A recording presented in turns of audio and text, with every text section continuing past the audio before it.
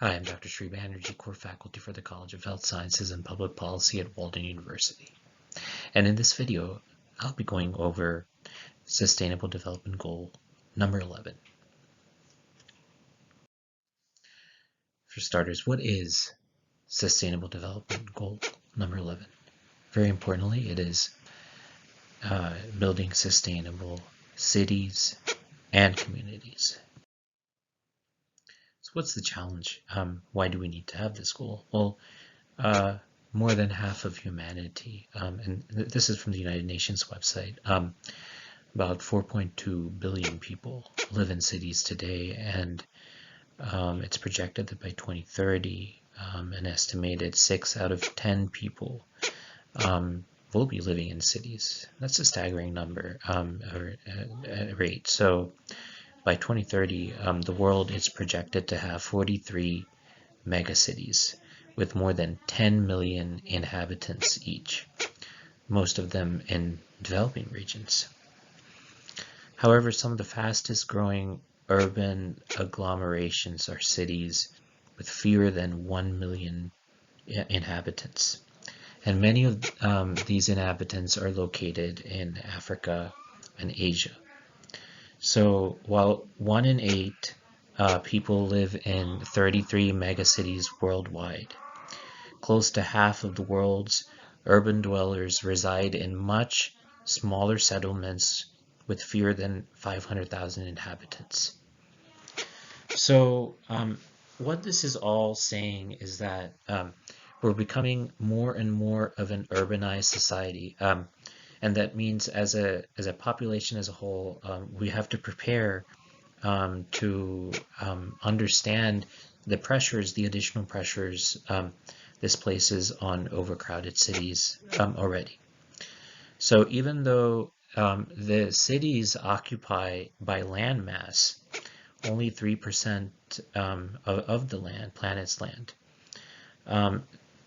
energy consumption is 75%, and the 60 to 80% of all energy consumption, and actually 75% of carbon emissions are coming from the world's cities.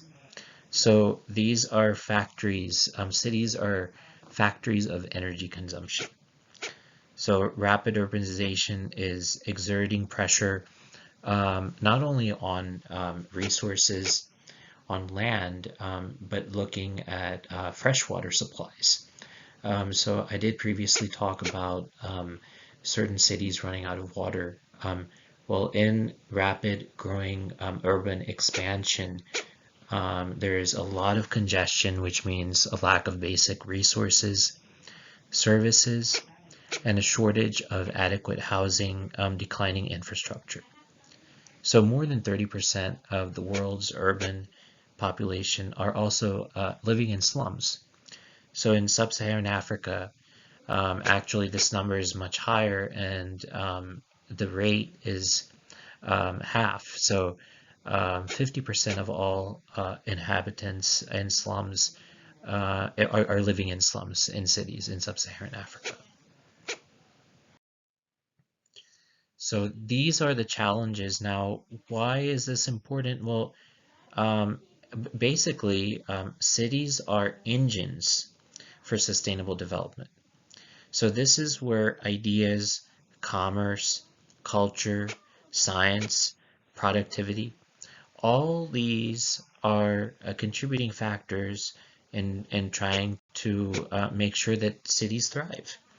And so these urban spaces are opportunities for people to prosper economically, socially, and also provide prosperous cities that can accommodate people in decent jobs, and where land resources are not overwhelmed for growth. So as you can see, these are very dynamic spaces where there's a lot of movement and change going on. And so unplanned urban sprawl, cities start to spill beyond their formal boundaries, and this can be detrimental to national development planning. And so this can really hinder global goals for sustainable development. So urban areas are all emitters. Now, thinking about the environment, urban areas are all emitters of greenhouse gases. And this contributes really to climate change. The emission of greenhouse gases and the increased emission of greenhouse gases lead to climate change. So half of the global urban population breathes air that is 2.5 times more polluted than standards deemed acceptable by the World Health Organization. So cities are not only places where there's a lot of development, unplanned development, but also places where there's room for improvement in the environment. So I just left this simple statement here. The world's cities occupy just 3% of the Earth's land, but account for 60 to 80% of energy consumption and 75% of carbon emissions. This is really important. This sums up everything that is so important about the Sustainable Development Goal. Even though, and I explained this already, but it's so important, even though there's only 3% of Earth's land, 60 to 80% of energy consumption is going on here, and 75% of carbon emissions. This has to be decreased a lot more. And so this is how we do this by achieving these targets. So these are 7 targets. Target number 1, by 2030, ensure access to adequate, safe, and affordable housing and basic services and upgrade slums. Number 2, by 2030, provide access to safe, affordable, accessible, and sustainable transport systems for all, improving road safety, notably by expanding public transport with special attention to the needs of those in vulnerable situations, women, children, persons with disabilities, and older persons. So ensuring access to adequate, safe, affordable housing and transport systems. Number 3 is looking at urbanization capacity for participatory, integrated, and sustainable human settlement planning and management in all countries. Number 4, strengthening efforts to protect and safeguard the world's cultural and natural heritage. And this is especially important in many parts of the world. By 2030, significantly reduce the number of deaths and the number of people affected and substantially decrease the direct economic losses relative to global gross domestic product caused by disasters, including water-related disasters, protecting the poor and vulnerable populations and situations. So this is informing policy regarding natural disasters and how this would affect cities, GDP, things like that. Reducing the adverse per capita environmental impact of cities, including by paying special attention to air quality. Remember, I was telling you about the importance of air quality, and municipal and other waste management. Waste management systems are especially crucial for the proper sanitation and the proper functioning of a city. And then by 2030, providing universal access to safe, inclusive, and accessible green spaces, in particular for women and children, older persons, and persons with disabilities. So all in all, just around about everything has to be equitable, and cities have to be planned for the future.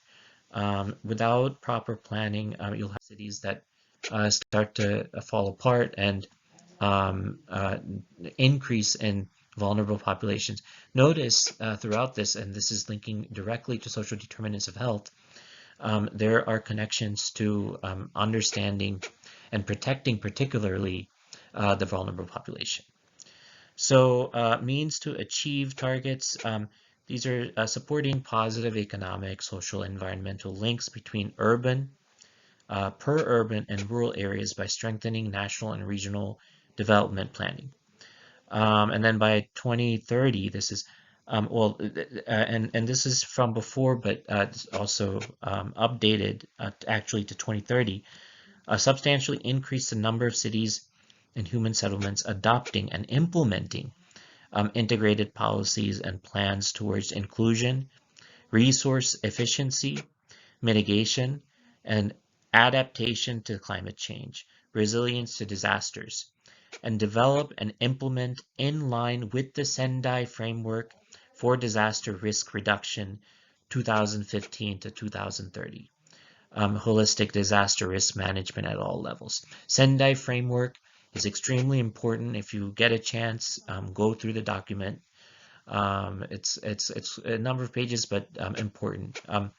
And then support least developed countries in building sustainable and resilient buildings, utilizing local materials. And this gets into some interesting things. I've seen some sustainable buildings which stay cool and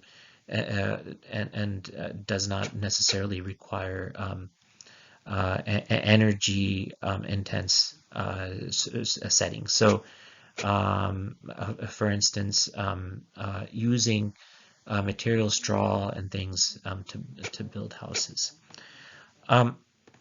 So just summarizing all of this, it's something that is number 11, Sustainable Development Goal number 11 is definitely something that is very achievable, and we should place all efforts to build cities, sustainable cities for the 21st century.